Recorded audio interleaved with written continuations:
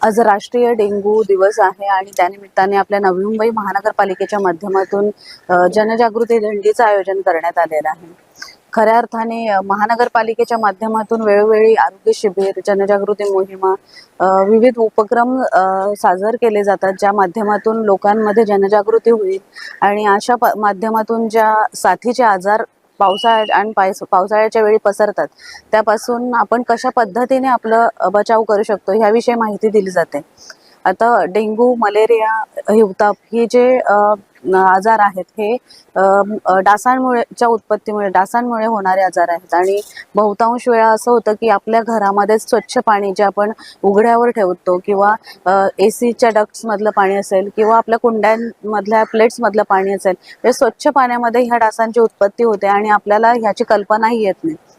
अशा वेळी जेव्हा आपल्या परिसरातील किंवा आपल्या घरातील एखादा पेशंट हॉस्पिटलाइज होतो तेव्हा महानगरपालिकेच्या माध्यमातून तिकडच्या परिसरात पाहणी केली जाते, स्पॉट शोधले जातात आणि मग त्या डासांची नायनाट केला जातो।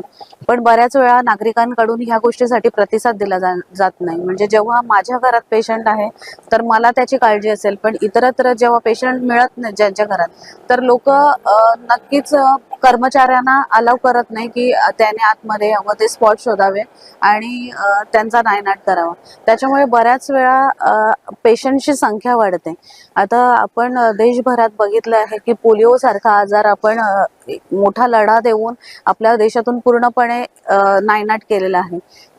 डेंगू, मलेरिया सारखे आजारही आपण प्रयत्न केले तर नक्कीच शक्य आहे की ते आपण कायमचे इथून आपल्या शहरातून घालवू शकतो। फक्त ह्याच्यासाठी महानगरपालिकेला आपण नागरिकांनी प्रतिसाद देणं तितकंच महत्त्वाचं आहे।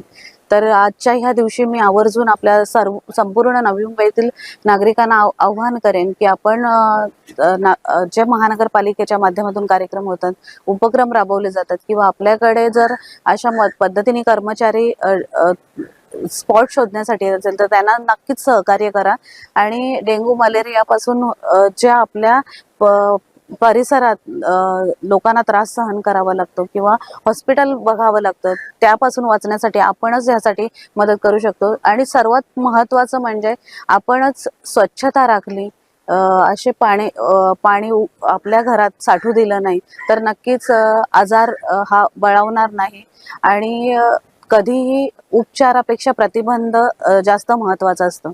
तर आजच्या ह्या दिवशी मी सर्व नागरिकांना ह्या जे सल्ले महानगरपालिकेच्या माध्यमातून दिले जातात ते आपण अंगीकारून संपूर्ण आपला परिसर स्वच्छ आणि निरोगी ठेवण्याचा प्रयत्न करूया असं आवाहन करते।